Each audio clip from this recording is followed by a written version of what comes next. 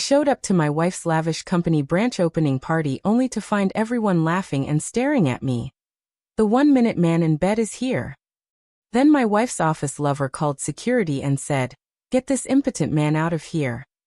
So I walked away, quietly canceled every payment, party and trip, and withdrew my 70% company stake worth $97 million. Minutes later, my phone lit up with 56 missed calls, and someone showed up at my door. The laughter still echoes in my ears, a cruel symphony as everyone at my wife's lavish company party stared, pointing and whispering about the 1-minute man. But the real blow came when her lover Dorian snarled, "Security, get this impotent man out of here." And Mira, my wife, just watched. My heart hammered a frantic rhythm against my ribs as I stepped into the gleaming foyer. I was in my perfectly pressed navy suit, a small, neatly wrapped box clutched in my hand, just a token of pride and support for Mira. But it was more than that. I'd poured my evenings into balance sheets, lent her the quiet confidence she wore on magazine covers, helped build this company from the ground up. I hadn't been on the guest list, but I'd arranged surprise proposals, secured investors, even negotiated the lease for this very space. Tonight was meant to be her moment. Yes, but I was supposed to be the surprise. The music in the hall sputtered and died the moment I crossed the threshold, as though every chord had been rewound. A hush swept over the crowd, a pregnant pause. And then, laughter exploded like shattering glass. My skin prickled. Someone, one of her new team members, I guessed, yelled, "Look who's here!" The 1-minute man in bed. A roar of cruel delight followed. My gift slipped in my hand. I caught it before the paper tore, but the tremor in my fingers spread to my elbows and knees. I froze, feeling the blood drain from my face. Mira stood at the head of the ballroom, radiant in the spotlight, in front of a backdrop emblazoned with her name and the company logo. Her gaze flicked to me for an instant, hurt, something unreadable, then cut away as if I didn't exist. My breath hitched. A flicker of desperation urged me to speak, to salvage the moment, to demand respect. But I didn't. I watched her shoulders tighten, the way she held the microphone as though it were a shield. Dorian, her office lover, stepped forward from the side, lips curving into a triumphant smirk. "Security," he said, loud enough that everyone could hear. "Get this impotent man out of here." The reverberation of his command kicked me in the gut. I felt the weight of every person's stare, 100 pairs of eyes like needles pinning me to the polished marble floor. In that instant, I understood how completely I had vanished from her world. I was no partner, no equal, just a stain on her perfect evening. 2 burly security guards materialized at my elbows. Their hands were firm on my arms, fingers wrapped in gloves that were colder than steel. They steered me forward, away from the crowd's murmurs and chuckles, past rows of white-draped tables and crystal chandeliers. Every step took me farther from the man I had been. The quiet keeper of spreadsheets and midnight coffee rants. The one who built office systems while she cultivated her personal brand. In a twisted irony, I realized the only role I was allowed now was the invisible outsider. I didn't resist. What could I say? "I'm hurt. I love you." The words felt as hollow as the applause that greeted her speech once I'd been led away. I gave one backward glance at the throng of supporters and investors gathered under soft floodlights. Their expressions ranged from awkward embarrassment to gleeful satisfaction. Mira's face shone in the spotlight. Her eyes didn't meet mine. I wondered if she'd rehearsed this public disavowal with Dorian, plotted the timing so the announcement and the insult would land together like a hammer. Outside, the cool night air slapped me awake. On the steps of the venue, I paused, still in my suit and tie, the gift clutched as tightly as a lifeline. Lights from the street lamps splintered across the pavement, but they offered no clarity, only harsh illumination of the box present, now a symbol of my failure. I breathed in the cold, tasting resentment and disbelief. My jaw ached from holding back the retort I never voiced. Shame wove. Distant. What warmed my chest was determination. I couldn't force her to open that box, but I could open a new chapter for myself, one in which my worth wasn't tied to someone else's validation. I exhaled, and a plume of breath drifted into the night. I pressed the gift against my heart, closed my fingers around it, and felt its reassuring solidity. The ribbon slipped through my grasp as I untied it, the paper glinting silver under the lamplight. My first instinct was to peek inside, to reclaim the moment I'd lost. But I paused, looking up at the building's darkened facade through the glass walls. No longer a place I could call home. The gift was hers to open, not mine to force. With a decisive motion, I gathered the wrapping and tossed it to the ground. The rustle of paper felt like a liberation. Then I held the box aloft for a moment, as if offering it back to the night, and slipped it into my coat pocket. The promise it embodied was mine to reframe. No longer a testament to pride in her accomplishments, but a reminder of everything I was capable of achieving on my own. My phone buzzed again. Another email, another alert. I swiped through the messages with deliberate calm, pausing only to delete the ones bearing Mira's name in the sender field. In their place, I started typing a new note to myself. Remember your value. You built this. The words appeared on the screen like a mantra, steady and unyielding. I stood and brushed off my suit jacket, the crisp navy fabric no longer feeling like armor against shame, but rather a reminder of who I'd been and who I could become. The city's hum softened at my back as I took a step away from the bench. My path lay forward, not back to that building, or the mocking eyes within. I felt the steady thrum of purpose pulse through my veins, stronger than any insult or humiliation. As I walked, the unopened gift nestled against my chest beneath my jacket. I realized that the true power lay not in exposing someone else's wrongdoing, but in reclaiming my dignity on my own terms. No longer the silent supporter, I would become the architect of my own destiny. Mira could keep her empty stage. I was heading toward a future where respect wasn't borrowed. It was earned through action and integrity. By the time I turned the corner onto the quieter street, the gift no longer weighed me down. Instead, it reminded me that kindness endured beyond rejection, that generosity could flow in every direction. I pocketed my phone, squared my shoulders against the night breeze, and began to carve out a new narrative, one where I would claim the applause that had always been rightfully mine. I returned home that evening with the gift still tucked in my coat pocket, a silent testament to the pride I once felt. The streetlights flickered as I climbed the steps to our front door, and each creak in the old wood underfoot echoed the fractures in my life. Inside, the apartment was dark and empty, save for the cold glow of the city skyline through the curtains. I set the gift on the coffee table, then moved to my desk, where a neat, unassuming folder lay waiting, the one I had kept meticulously updated over the years. I flipped on the lamp and opened the folder to the first page, a printed invoice from our earliest days, dated nearly a decade ago. The currency conversion rate was scribbled in the margin, and my handwriting marked the cost of licensing fees I'd negotiated on Mira's behalf. I traced the faint pencil strokes, recalling how I had offered my savings to fund her vision when no bank would lend us a dime. My chest tightened at the memory of handing over that down payment, barely daring to hope it would become more than a gamble. I rifled through the stack. Wire transfer confirmations, digital prints of bank statements showing six-figure amounts wired from my personal account into the company's operating fund, emails with heads of wealth management praising my credit line.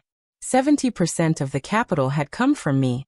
I remembered the late nights huddled in coffee shops, counting the dwindling funds, calculating whether we could afford another round of prototype tests. Mira had been our public face, but I was the scaffolding holding her performance aloft. Each document I pulled from the folder carried its own story. There were copies of the convertible notes I co-signed, the promissory notes I drafted to secure short-term loans, spreadsheets I built to track burn rates. I even found the insurance policies I arranged to cover product liability, dedicating hours. Distant. What warmed my chest was determination. I couldn't force her to open that box, but I could open a new chapter for myself, one in which my worth wasn't tied to someone else's validation. I exhaled, and a plume of breath drifted into the night. I pressed the gift against my heart, closed my fingers around it, and felt its reassuring solidity. The ribbon slipped through my grasp as I untied it, the paper glinting silver under the lamplight. My first instinct was to peek inside, to reclaim the moment I'd lost. But I paused, looking up at the building's darkened facade through the glass walls. No longer a place I could call home. The gift was hers to open, not mine to force. With a decisive motion, I gathered the wrapping and tossed it to the ground. The rustle of paper felt like a liberation. Then I held the box aloft for a moment, as if offering it back to the night, and slipped it into my coat pocket. The promise it embodied was mine to reframe. No longer a testament to pride in her accomplishments, but a reminder of everything I was capable of achieving on my own. My phone buzzed again. Another email, another alert. I swiped through the messages with deliberate calm, pausing only to delete the ones bearing Mira's name in the sender field. In their place, I started typing a new note to myself. Remember your value. You built this. The words appeared on the screen like a mantra, steady and unyielding. I stood and brushed off my suit jacket, the crisp navy fabric no longer feeling like armor against shame, but rather a reminder of who I'd been and who I could become. The city's hum softened at my back as I took a step away from the bench. My path lay forward, not back to that building, or the mocking eyes within. I felt the steady thrum of purpose pulse through my veins, stronger than any insult or humiliation. As I walked, the unopened gift nestled against my chest beneath my jacket. I realized that the true power lay not in exposing someone else's wrongdoing, but in reclaiming my dignity on my own terms. No longer the silent supporter, I would become the architect of my own destiny. Mira could keep her empty stage. I was heading toward a future where respect wasn't borrowed. It was earned through action and integrity. By the time I turned the corner onto the quieter street, the gift no longer weighed me down. Instead, it reminded me that kindness endured beyond rejection, that generosity could flow in every direction. I pocketed my phone, squared my shoulders against the night breeze, and began to carve out a new narrative, one where I would claim the applause that had always been rightfully mine. I returned home that evening with the gift still tucked in my coat pocket, a silent testament to the pride I once felt. The streetlights flickered as I climbed the steps to our front door, and each creak in the old wood underfoot echoed the fractures in my life. Inside, the apartment was dark and empty, save for the cold glow of the city skyline through the curtains.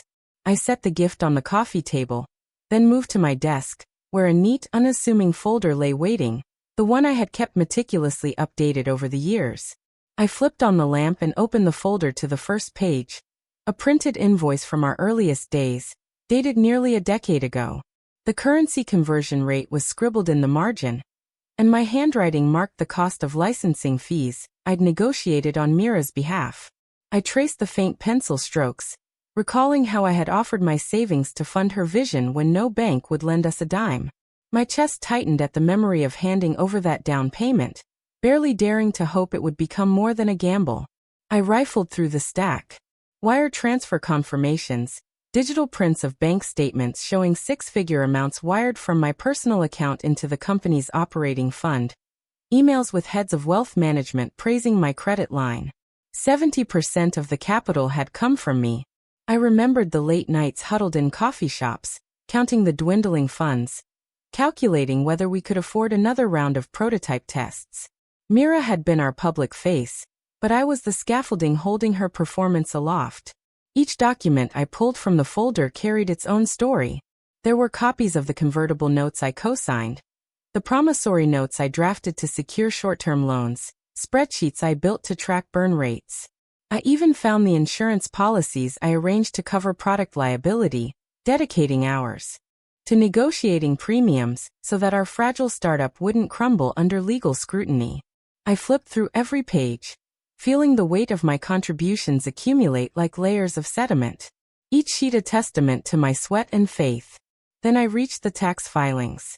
My name appeared on every K-1 distribution statement, my social security number entwined with the company's EIN. I recalled the meeting when I had insisted we file as an S-corporation to maximize her personal brand's tax efficiencies. The arguments we had about dollars saved versus dollars earned. Mira had waved away my concerns, trusting me to handle the minutiae, while she dazzled investors on stage. Now it struck me how invisible I had been in her success story. I closed the folder gently and opened my laptop. A blank spreadsheet waited for me, columns labeled date, description, amount, account, notes. I began entering figures. The $250,000 seed round I funded, the $1.2 million Series A wire I initiated after negotiating a valuation I deemed fair, the $500,000 bridge loan I underwrote when investors balked. As I typed each line, the numbers formed a ledger of my devotion, a ledger that should have warranted respect, but instead became ammunition for public humiliation. A new folder lay beside me, its flap fresh and crisp. On it I printed a bold label, Final. The word felt good on my tongue, heavy with promise. I reassured myself that this folder would mark a turning point. I poured another cup of coffee and spread the chart printouts on the desk, arranging them into stacks by year. There was a certain poetry in seeing the trajectory of commitment drawn in bar graphs and pie charts. A visual testament to every sleepless night and every penny risked. I paused and looked out the window. The city lights shimmered like a constellation of opportunities yet undiscovered. The receipts and invoices were more than proof of loan agreements. They were proof of my capacity to create, to endure, to build. They reminded me that my worth was not measured by applause, but by the integrity of my actions. My throat tightened with gratitude for the experience, even as it trembled with the sting of betrayal. With deliberate care, I placed each document into the new folder, my fingers brushing embossed labels and printed ink. When the last sheet slid inside, I snapped it shut. It was compact, but it contained the sum of my partnership in the company that had turned its back on me. I laid the final folder atop the original one, as though stacking the old chapters beneath this new resolution. I leaned back in my chair, clutching the folder to my chest. A slow, sure sense of calm washed over me. I realized that the humiliation I had endured could fuel my next chapter. The receipts were a weapon not of vengeance, but of self-assertion. A reminder that I possessed the skills, the capital, and the tenacity to begin again. The gift on the coffee table caught my eye. I rose and retrieved it, lifting the ribbon to inspect the box. For a moment, I considered tossing it aside in anger, but instead, I placed it gently into the final folder, as though sealing my past kindness within the ledger of my future resolve. I shut off the lamp and closed my laptop. In the hush of the apartment, I heard my own heartbeat, steady and resolute. The folder lay on the desk like the blueprint of my next move, the unspoken contract with myself to reclaim agency and dignity. I stepped away from the desk, pausing for a final glance. Tomorrow, I would begin executing the strategy outlined within these pages. Tonight, however, I simply breathed the quiet thrill of purpose, knowing that my silence would speak louder than any shout. By the way, if you're still with me on this roller coaster of betrayal and payback, make sure to hit that subscribe button. More stories this wild are definitely coming your way. That night, I sat alone at my home office desk, the glow of multiple screens illuminating my face, as if spotlighting a stage I'd reclaimed. Silence reigned in the apartment, broken only by the rhythmic whir of the computer's fans and the soft click of my keyboard. I opened the secure credentials file I'd maintained since the company's inception. Logins for finance portals, vendor management platforms, travel booking sites, even the private blockchain node where our equity controls resided. My heart thrummed, each beat echoing a mix of trepidation and steely resolve. This was my moment to act, to translate my quiet fury into decisive steps that would dismantle the empire built on my sacrifice. First, I navigated to the hotel accounts. The executive retreat in Aspen, slated for next month, was already fully booked.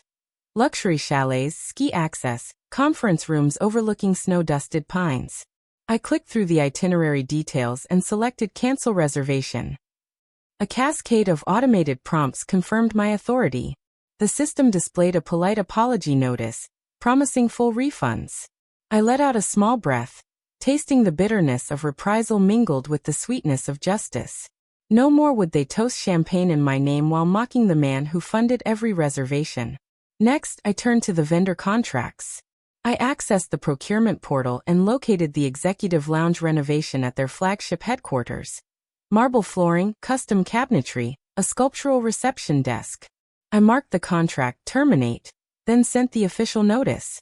At the same moment, I canceled 3 catering agreements for the gala dinners, stopped payment authorizations for the branded swag shipments, and retracted our commitment to a 5-year audiovisual service contract. Each cancellation triggered an email, notifications that didn't know the full story. I pictured the panic that would ripple through her team when they realized their polished events and white glove services had been yanked away, leaving bare walls and empty platters. With the operational cutbacks in motion, I shifted to shareholder rights. I opened the equity management dashboard where the cap table glowed with the distribution of shares. Mira owned a significant portion, Dorian a smaller slice, and I held the largest block. I activated the emergency freeze function, a feature I'd insisted upon during the company's founding precisely for moments like this. Instantly, the $97 million funding pool under my control locked down. All pending fund disbursements halted. Venture capital deposits remained in limbo. A confirmation dialog appeared. Funding pools successfully frozen. I stared at those words, feeling the thrill of power surge through me as though I'd pulled the lever on a giant vault door. I leaned back in my chair, fingertips brushing the cool metal of my desk lamp. My reflection in the dark window looked different. Eyes more focused, shoulders less weighed by doubt. I considered the dawn's board meeting when news of the freeze would spread like wildfire. I imagined Mira's face when she realized the capital she trumpeted in press releases was now locked away, inaccessible. I imagined Dorian's bravado fading when he saw his own compensation and expense account suspended. I had been invisible for too long. Now I would be undeniable. Still in the glow of my victory, I drafted a concise notification to the board, signed with my formal digital signature. Effective immediately, pursuant to Section 7.3 of the Shareholders' Agreement, I am exercising my right to freeze the designated funding pool. Further details available upon request. I didn't gloat, didn't elaborate. The words were enough. Any board member worth their salt would know what came next. Emergency calls, crisis meetings, reputations on the line. I saved the email as a draft. I would send it at sunrise, timing it to coincide with the open of business in New York. I shut down the travel and procurement tabs and reopened the company's main financial portal. I reviewed the cash flow statements, lines of credit formerly drawn by Mira's legal name, balances earmarked for marketing campaigns, payment schedules for influencer partnerships, all now pending authorization from a cold, unyielding freeze. I printed out a summary sheet for my lawyer, planning to deliver it first thing in the morning. My lawyer had been waiting in the wings, ready to advise should I choose to enforce my rights. Now, thanks to the digital breadcrumbs I'd left, the path was clear. I closed my laptop and allowed myself a long exhale. Leaning back so far the chair creaked in protest. The apartment felt warmer, more mine. The air carried the faint scent of my coffee, now cold. I stood, stretched my arms overhead, and felt the tension drain from my spine.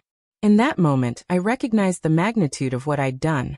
Seized control, asserted my stake, and sent a message that silence, yes, my trademark silence, could be louder than any public outcry. At the edge of my desk lay the final folder from the night before, containing every invoice and wire transfer I'd ever made. I reached out, placed a hand on its textured cover, and tapped it gently. It felt solid, like the foundation beneath my feet. I would move forward with this document as both armor and blueprint. Before leaving the office, I retrieved my phone and composed a brief text to Mara, Mira's assistant. Morning. You and I need to talk. I didn't elaborate. She would sense the gravity.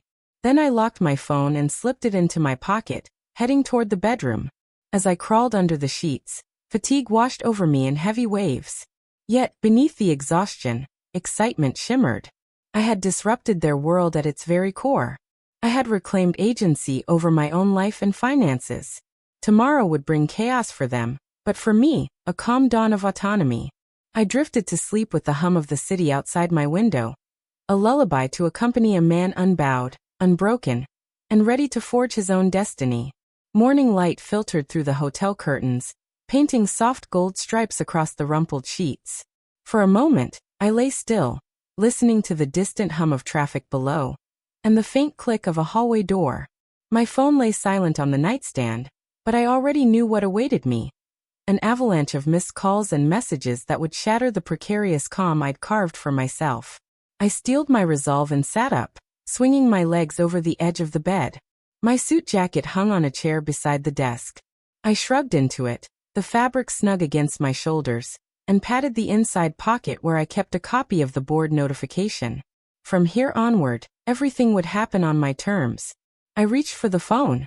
56 missed calls glared at me, a retrospective on the chaos I'd unleashed. Mira, Dorian, Mara, my lawyer, and even a handful of numbers I didn't recognize. Name after name insisted on explanations. A string of voicemails ran longer than I cared to listen. Pleading apologies, stammering questions, frantic promises. I let the screen settle on the voicemail list and tapped delete. Each press felt like another step away from the man they thought they could break. I returned to the message list and began deleting texts, emails from investors demanding conference calls, push notifications from project management platforms spamming urgent alerts, social media pings from colleagues tagged in crisis threads. I didn't intend to hide. I intended to choose my moment to respond. For now, silence remained my strongest statement. I rose and made my way to the minibar. The plush carpet whispered under my feet as I poured a glass of water and took a deep swallow. With my reflection in the mirror, dark circles under my eyes, expression calm but hawk-like, I felt something shift inside me. The faceless majority of my life had been reduced to panic-stricken pleas. Now the world would bend to meet the consequences of its own arrogance. Just then my lawyer's name popped up. I answered. "They've seen it," I said, voice steady. "Funds are frozen. Aspen retreat cancelled. Lounge renovations terminated. Who's next?" He inhaled sharply. "Board's convening an emergency meeting at 9 o'clock. Mira is calling a special session of investors this afternoon. They're scrambling to find liquidity." I let the silence stretch. Good. Minutes later, another call came through. Mara. She'd never sounded so tentative. "Are you okay?" she asked, voice cracking. "Everyone's in meltdown." "I'm fine," I replied. "Meet me in the lobby in 30. She hesitated. "What do you want?" "Answers." I hung up without another word. I showered quickly, the hot water washing away the residue of sleepless nights more effectively than any shampoo. In the mirror, I studied my face, marked by determination. By the time I stepped into the lobby, I wore not just a suit but the armor of conviction. Mara waited by the front desk, her eyes red-rimmed, makeup smudged in places. She straightened when she saw me, lips parting in a silent question. I offered a small nod and steered her toward the seating area. Plush armchairs faced a low table strewn with business magazines. I sat. She perched on the edge of the chair opposite me, hands twisting in her lap. "Mara," I began, voice low but clear. "Why didn't you stand up for me? When Dorian ordered security to haul me out, you let it happen." Her gaze dropped. "I'm sorry. I felt powerless. Dorian threatened to fire me if I did anything. Mira made it worse by not saying a word." "You did nothing." I leaned forward. "You saw the look on her face. You saw the gutting of everything I built. You stayed silent." Her eyes met mine, brimming. "I know. I was scared, but I'm scared now too. The board's in an uproar. Investors are threatening to pull out. Dorian doesn't know numbers. He never has. And Mira, she's lost control." A slow satisfaction spread across me. "Good." She blinked. "What are you going to do?" I closed my eyes, picturing the spreadsheet summaries in the final folder, the invoices, the wire transfers. Proof in my own hand that I had been the company's backbone. "We're going to create a bridge loan," I said. "I'll authorize a $20 million interim facility to keep them afloat until they find new financing. But there are conditions." Mara's shoulders tensed. "What conditions?" I opened my eyes. "First, Mira steps down as CEO. She can take an advisory role but no operational control. Second, Dorian's contract is terminated. He'll leave with a negotiated severance. Third, the board composition changes. I get 2 seats, including the chair of the audit committee. And fourth, we bring in an independent financial controller, someone with no ties to the old regime." She gasped. That's drastic." "It's necessary," I said. "They humiliated me publicly. They erased my contributions. They can't be trusted with my money unless they agree to these terms." Tears slid down her cheeks. "I'll tell them." I rose and offered a hand. "Thank you, Mara. You're doing the right thing." She nodded, accepting my hand. I always believed in you, she whispered. I just never knew how to show it. In that moment, a compassion softened the sharp edges of my resolve. I squeezed her hand then. Show it now. She stood and walked back toward the front desk, shoulders squared. I watched her go, then turned to the windows overlooking the street. The city moved on, unaware of the shifting power dynamics inside this hotel.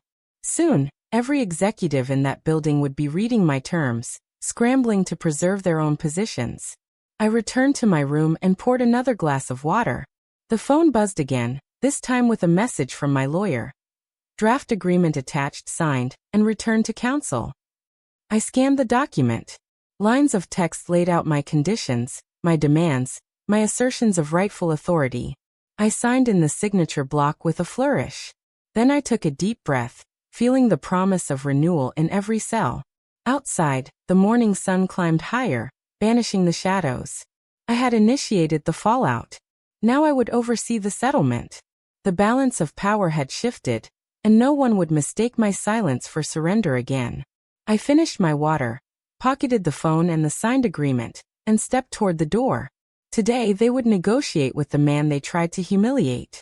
Today, I reclaimed not only my money, but my dignity and my future. And as I opened the door and walked into the hall, I carried with me the quiet certainty that I would never again be invisible in a world I helped create. The knock at the door came just after dinner, sharp against the hush of the hotel corridor. I'd been reviewing the latest draft of the bridge loan agreement, ensuring every clause protected my interests. When I heard it, 3 deliberate raps that echoed through the quiet hallway, my heart skipped. I hadn't expected anyone but Mara or my lawyer to seek me out so soon. When I opened the door, the corridor's golden light framed Mira's silhouette. Her hair was pulled back in a loose bun, strands escaping like tendrils around a storm cloud. She wore no makeup, and the puffiness around her eyes spoke of tears shed long before this moment. She began, her voice trembling, unsure, forfeiting the composed eloquence she once wielded on stage. I stepped aside and gestured toward the room, though my posture remained rigid. She crossed the threshold as though it were a tightrope, each step measured, uncertain. She paused in the center, gaze flitting around the minimalist decor as though expecting surprises or traps. I closed the door behind her. The foyer light cast her in soft relief, illuminating both her vulnerability and my resolve. I watched her swallow, her Adam's apple bobbing. I didn't think you'd actually do it, she said finally, voice small. The accusation and the apology tangled together, raw and half-formed. I said nothing, instead closing the distance between us in 3 strides and dropping my briefcase onto the sofa. It landed with a thud that underscored the gravity of our new reality. She took a step back, eyes wide. I'm sorry, she whispered. I didn't know how to stop it. The words felt thin, like an umbrella in a hurricane. I folded my arms, mouth a hard line. You didn't try, I said. You let them treat me like a stranger in my own marriage. Her lips trembled. She raised a hand as if to touch my arm, then paused. I was ashamed, she admitted. I felt helpless. Dorian, he had all the pull. He made everything glamorous and exciting. When he told security to throw you out, I couldn't move. I closed my eyes, recalling the flush of embarrassment at the party, the cold grip of the guards, the hush that followed. My chest ached with the old wound. Shame is only powerful if you let it stay inside you, I said. You hid your shame behind my silence. She nodded, tears slipping down her cheeks. I was dependent on you, she confessed. I built my brand on your labor. I used your money, your expertise, your name. And then I was terrified of losing it all if I spoke up. Silence stretched between us, taut as a drawn bow. I studied her, every quiver of her lip, every flicker in her eyes, and realized I'd never seen her so exposed. The public persona had crumbled, revealing the woman beneath, flawed, regretful, desperate for redemption. Yet even in her vulnerability, I found no comfort. I erased you, she whispered, voice barely above a breath. I erased the man who held up my world. I exhaled, letting the tension drain from my shoulders. You erased me in front of everyone I cared about, I replied. That cuts deeper than any company account freeze. Her gaze dropped to the carpet. She seemed to shrink within the space as though she wished to disappear. Then she lifted her head, resolve kindling in her eyes. "I want to fix this," she said, voice steadier. "I'll sign your agreement. I'll step down. I'll do whatever it takes." My mind replayed the clauses I'd drafted. Repayment schedules, board seats, severance for Dorian, her resignation. Everything I demanded to protect my money and my dignity. I considered telling her there was more. An apology that went beyond legal documents. An admission that trust would take time to rebuild. But I didn't. Instead, I let her words hang in the air like an offering. "I appreciate that," I said quietly. "But this isn't about just signing papers." I folded my arms again, though the rigidity in my chest softened slightly. "It's about acknowledging what happened in here." I placed a hand over my heart, then let it rest by my side. "You need to understand the consequences of your choices, not just the financial fallout." Tears welled again. She took a hesitant step forward. "I do understand," she said, voice barely above a whisper. "I lost you. I lost everything that mattered. And her voice broke, but she pressed on. "I will live with that." I watched her inhale as though drawing courage from the silent room. In that moment, I recognized the hardest part, mercy. Justice had been served by freezing funds and restructuring the board. But mercy would come from acknowledging the truth between us and deciding whether to build something new or leave the ruins behind. I sighed. The sound soft and waited. "I'll send over the revised agreement tomorrow," I said. "It will include a clause about a public statement, something to acknowledge the truth of what happened so the world can see more than just the headlines." She nodded, determination tempered with humility. "I'll do it," she promised. We stood in silence again, two figures in a quiet room, separated by trust broken, and perhaps beginning to mend. I realized then that this was more than a negotiation of dollars and board seats. It was the reckoning of a relationship built on unspoken debts and silent sacrifices. She pressed her fingers together, tears glimmering in her eyes. "I'm sorry," she said again, softer this time. "For everything." I took a measured breath, the weight of my anger, and the sting of her apology settling into a fragile truce. "I know," I replied. "Now let's see what comes next." She offered me a small tentative smile, a gesture that felt like the first flicker of dawn after a long night. I returned it with a nod. Then, without another word, I turned toward the desk where the folder labeled Final lay waiting, and she followed me. Together, we stood at the precipice of an uncertain future, one we would have to chart without the safety net of silence. When I walked back into the company offices the next morning, the familiar hum of printers and ringing phones had been replaced by an uneasy silence. The lobby's polished marble floor reflected a scene of quiet abandonment. Half of the reception chairs lay empty, and the display cases that once held gleaming product prototypes stood empty or dusty. I carried my briefcase in one hand, and the final folder in the other, each step echoing against the walls in a way that underscored how thoroughly the landscape had changed. My arrival prompted glances from a handful of remaining staff members, their expressions flickering between relief and trepidation. I nodded once, acknowledging the tension that hung over the place like a thick curtain. Upstairs, I found Mara sitting at her desk, drumming her fingers against the mahogany surface. When our eyes met, relief washed over her features. She rose to her feet, clutching a single sheet of paper. "He's here," she said softly, nodding toward the glass-walled boardroom. "Dorian is waiting. The others are in the next room." I thanked her and entered the boardroom where a circle of uncomfortable chairs faced a broad conference table. Mira sat at the head, looking small in an oversized blazer, her hair pulled into the same bun she'd worn at the hotel. Dorian stood by the window, arms crossed, but his usual smirk was gone. He seemed hollowed out, as though he knew his position was untenable. A handful of executives clustered in the far corner, whispering with furrowed brows. Investors lingered by the door, watching me like predators, evaluating whether to strike. I placed the final folder on the table. It waited, a silent reminder of every investment I'd made and every sacrifice I'd endured. Then I opened my laptop and projected the summary I'd prepared. A concise breakdown of capital contributions, a timeline of cancellations, and the terms of the bridge loan agreement.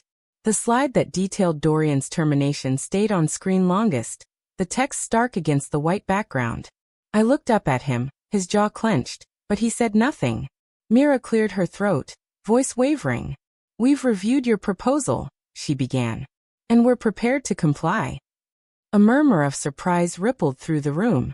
No one expected her to concede so fully.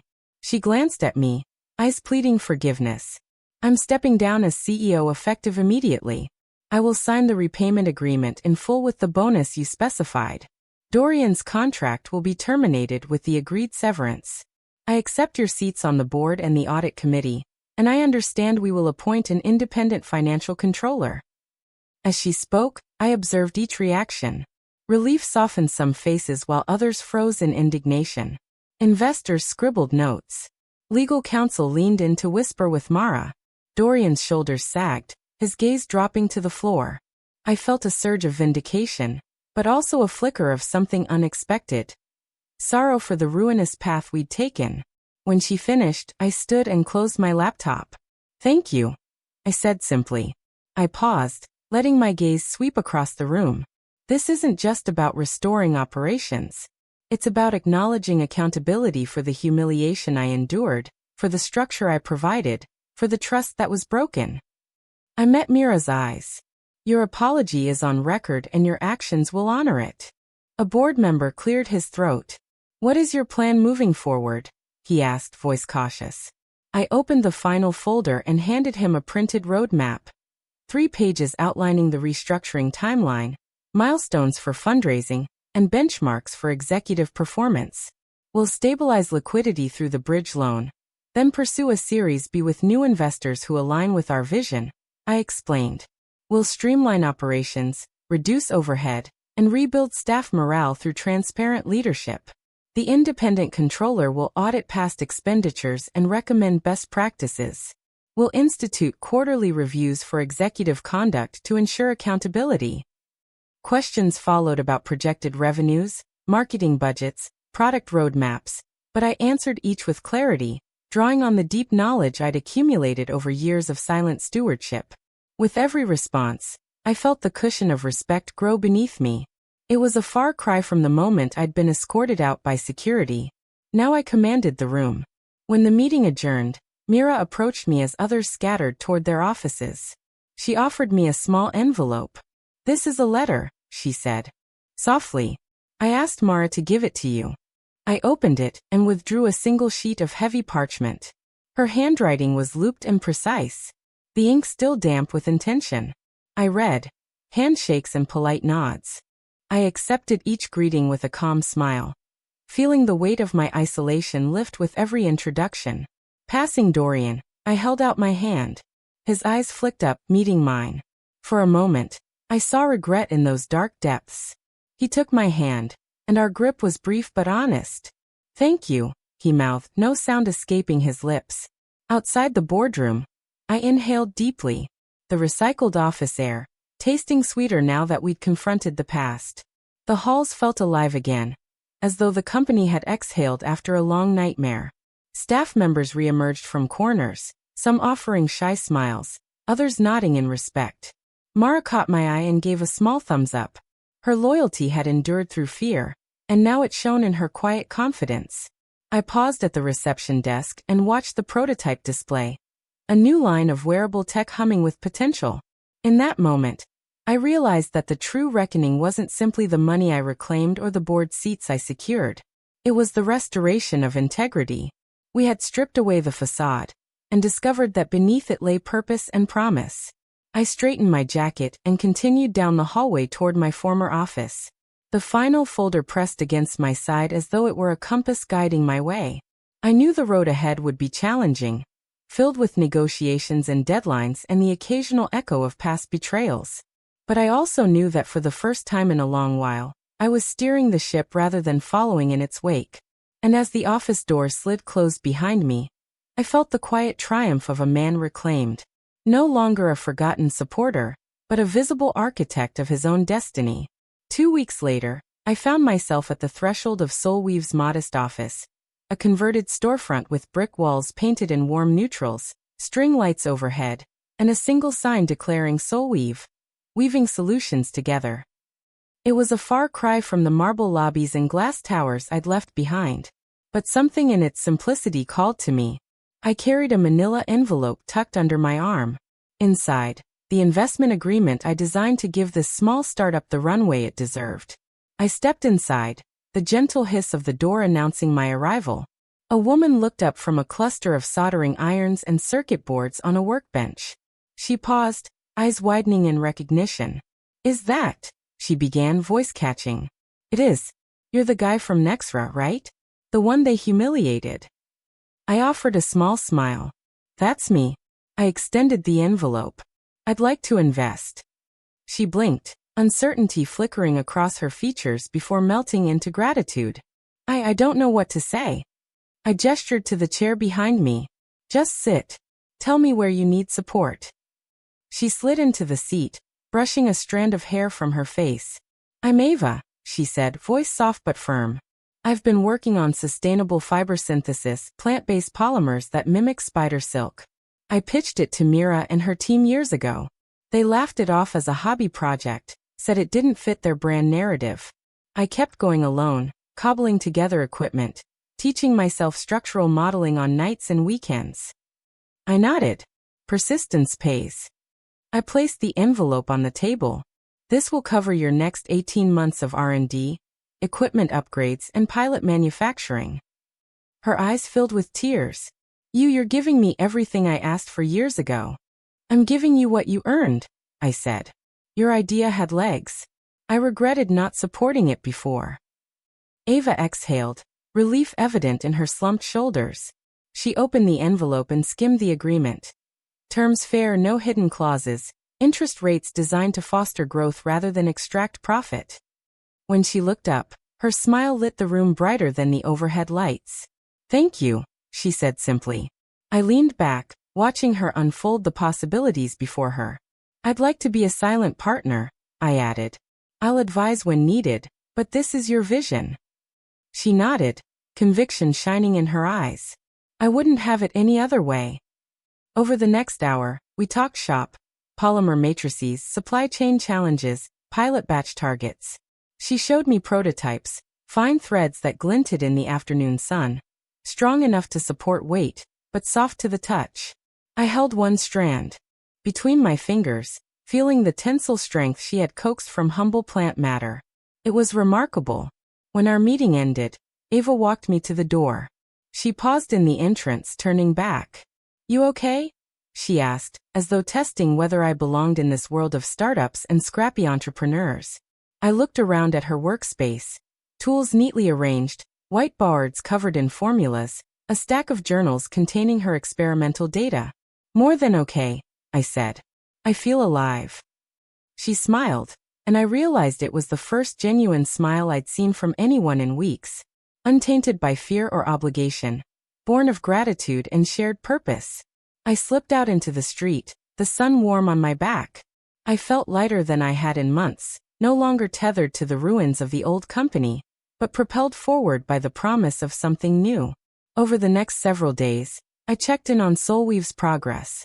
Ava sent weekly updates. Images of new reactor prototypes, video clips of fiber strength tests, notes on regulatory filings. Each email carried an undercurrent of excitement, reminding me of the thrill I once felt helping build Mira's company. But here, every success was shared, every challenge met with collaborative problem-solving rather than ego-driven directives. One morning, I walked into Ava's lab unannounced. She looked up from the microscope and grinned. "Hey you," she said. "I was just about to run fiber alignment tests. Want to see?" I nodded eagerly. She invited me to a workbench where a small spool of fiber awaited. She threaded it through a digital tensometer, and with a flourish pressed start. The device hummed, measuring tensile strength as the fiber stretched. The readout climbed higher than previous tests. Ava raised her eyebrows in triumph. "That's over 1.2 gigapascals," she said. "Stronger than steel." I whistled softly. "You've done it." She looked at me, pride shining in her eyes. "We did it." Her use of "we" resonated deep within me. I realized that I was no longer the isolated financier, or the sidelined husband. We were partners, collaborators. I smiled, feeling the warmth of true camaraderie. That evening, as I walked back to my studio apartment, I reflected on how different this felt from my life with Mira. There were no boardrooms, no orchestrated presentations, no empty applause. There was only purpose, mutual respect, and the quiet satisfaction of shared achievement. I pulled out my phone and drafted a text to Mara, who'd become one of my few confidants. Invested in Soulweave. It feels right. I pressed send and slipped the phone into my pocket. The city lights flickered on around me, but they no longer represented the hollow glamour of a world that had rejected me. Instead, each one was a beacon, a reminder that there were untold stories waiting for someone to believe in them. And as I strolled through the neighborhood, I understood that I wasn't just escaping Mira's world. I was weaving a new one thread by thread, powered by integrity, respect, and the unwavering belief that true success is built together. I glanced down at my phone as I stepped into the modest cafe, the worn leather case feeling warmer against my palm than any boardroom's polished countertop. Mira was already seated at a small round table by the window, the morning light catching the gold flecks in her coffee and the tear tracks still faint on her cheeks. I lowered myself into the chair opposite her, setting the briefcase between us like a barrier I intended to keep sturdy. For a moment, neither of us spoke. The bustle of baristas and the hiss of espresso machines filled the space, but around our table, everything felt hushed, as though time had paused to witness this meeting. Mira reached out and folded her hands on the table, fingers trembling slightly. "Thank you for agreeing to meet me here," she said, voice steadier than I would have expected. I nodded and retrieved the legal papers from my briefcase. Their crisp pages outlining the repayment terms for the $97 million I'd frozen. The ink was still fresh. I slid the documents across to her, watching them land with a soft flutter. "These are the final terms," I said. $97 million plus a 10% bonus, to be repaid over the next 2 years interest-free. You step down, relinquish your equity and operational control, and I receive the board chair position. She picked up the top sheet and ran her fingertip along the signature line. Her gaze flicked up at me, meeting my eyes with an intensity that reminded me of early days when we'd shared a single laptop and a single dream. "I understand," she whispered. "I'll sign." She paused, pen poised like a reluctant bird about to take flight. "But before I do, I need to say something more." I leaned back, maintaining my stillness as she took a breath. "I don't expect this to fix everything," she said, voice soft but determined. "I know I destroyed your trust and I can't undo that, but I want you to know that I finally see the cost of my ambition. I lost sight of who you are and what you gave me. I hung the pictures of our success on the wall and forgot who built the frame." Her words landed in my chest like a fist wrapped in velvet. I felt the tension loosen slightly, though I kept my expression unreadable. "Your apology is noted," I said. "What matters now is action. The world needs to know the truth." She nodded and slid the repayment and resignation papers toward me, signing them with controlled strokes. Then she reached into her purse and withdrew another document, a short public statement drafted on my instructions. It read, "To our community, I acknowledge that I relied on my husband's unwavering support and untold sacrifices to propel this company forward. I apologize for the harm caused by my silence and mistreatment. I step down to make amends and ensure transparency moving forward." Mira handed me the signed letter, her hand lingering on the edge of the table. "Will you release these tomorrow?" she asked. "Yes," I replied. "I'll publish at 8 a.m. Eastern." The clatter of cups and the murmur of conversation around us resumed its normal rhythm, and the moment of stillness faded. We both looked out the window, watching pedestrians pass along the street, oblivious to the seismic shift our agreement would trigger. She folded her hands again. "I don't know who I am without the title," she confessed, voice fragile. "But I want to learn." I studied her, bruised but resolute, humbled yet hopeful. "Then learn," I said. "Take responsibility. Find a new purpose. I'll withdraw my support for extending operations in your direction, and you can forge your path from scratch." She nodded, tears welling once more, and offered a faint smile. "Thank you," she said, voice thick with gratitude. I remained silent, allowing the weight of our exchange to settle between us. The cafe's atmosphere felt lighter now, as though honesty had lifted a cloud. I stood, gathering the signed papers in my briefcase. As I walked away, I heard her call my name. I paused, turned, and she mouthed, "Good luck." I offered a curt nod and stepped into the sunlight of a future no longer defined by shared illusions, but by the clarity of truth and the promise of new beginnings. I moved into my new studio apartment today, 10 feet by 12 with a window overlooking a brick courtyard. The air felt different here, lighter, as though it carried room to breathe rather than the stale heaviness of boardroom politics. There were no receptionists to impress, no assistants to fetch coffee, just blank walls waiting for me to leave my mark. I carried in a single cardboard box containing essentials: a laptop, notebooks, my favorite fountain pen, and the silver bracelet I'd meant to gift Mira. I placed the box on the hardwood floor, paused, and then set it aside unopened. I unpacked slowly, arranging books on a shelf, rolling out my yoga mat, hanging a handful of abstract prints I'd picked up at flea markets. Each task felt grounding, a reminder that life continued beyond spreadsheets and shareholder votes.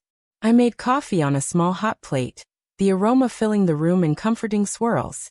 As I sipped from a chipped mug, I glanced out the window at the courtyard below. Potted plants, wrought iron chairs, and a stray cat weaving through the shadows. It felt like an actual home. In the days that followed, I settled into a new rhythm.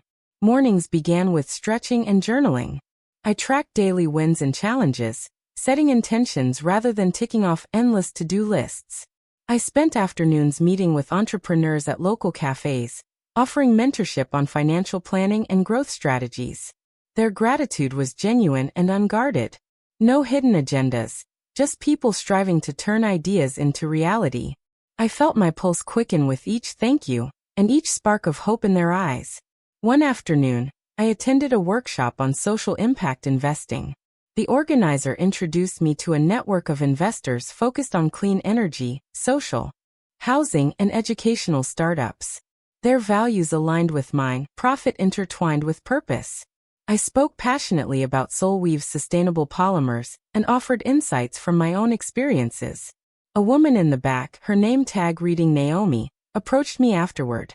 She ran a venture fund that backed female founders in emerging markets. "We need someone with your integrity," she said, handing me her card. "Let's talk." That evening, I returned to my studio, light with possibility. I brewed tea and opened my laptop, drafting an email to Naomi outlining potential collaborations. The silver bracelet sat on the desk beside me, a relic of a past chapter. I reached out, touched the cool metal, and slid it into a drawer. Some gifts are better held for oneself as reminders of lessons learned rather than unfulfilled promises. News of Mira's empty office filtered to me via a brief text from Mara. Photo attached. "Your gift still sits on her desk." I clicked the image. The dark mahogany desk gleamed under soft overhead lights, the unopened box positioned near the center. I stared at it, but the urge to respond vanished. Instead, I tapped a quick reply. No reply needed. That night, I dreamed of boardrooms dissolving into open fields, of colleagues transformed into curious students, and of a man unbound by titles. I woke before dawn, heart steady, and slipped on running shoes. I jogged through the silent streets, the city's pulse a low hum beneath my feet. When I returned, sweat cooling on my skin, I poured water into a glass and sat by the window. The apartment felt alive with fresh possibilities. Over the next weeks, I balanced mentoring sessions with new investment discussions. I listened more than I spoke, asking questions that helped others find their own solutions. I learned as much from them as I shared. Each connection reinforced the belief that success is not measured in headlines or high-rise offices, but in the ripple of inspiration you create. An envelope arrived at my door. A letter from Mira. My hand hesitated before I opened it. Inside was a single sheet of stationery, the same gold-flecked paper she once used for press announcements. Her handwriting was smaller now, unhurried. She wrote that the company had reorganized under new leadership, that she was exploring philanthropic work, and that she hoped someday we could reconnect without the weight of past mistakes. She closed with, "I wish you peace." I folded the letter, and placed it beside the drawer where the bracelet rested. I didn't reply. In that moment, I recognized that closure can come without reconciliation, acceptance without a final conversation. I stood, walked to the drawer, and slid it closed. The studio was quiet, but full, every corner reflecting the man I'd become. I poured another cup of coffee, settled into my favorite chair, and opened my laptop. On the screen, an email draft to Naomi awaited. I typed a subject line: collaboration opportunity. Below, I began outlining ideas for a joint fund to support social enterprises. My fingers moved with purpose, guided by experience and tempered by humility. And so I continued, no longer the silent supporter in the shadows, but a visible architect of positive change. The world had forgotten me once, but in rediscovering myself, I realized that I never needed their applause to prove my worth. My conviction, integrity, and quiet determination were applause enough. Tonight, as streetlights flickered on and the city settled into darkness, I felt genuinely at home in my own skin, and ready for whatever came next. Tell me, in my shoes, how would you have handled that betrayal? Let me know in the comments below. I truly want to hear your thoughts.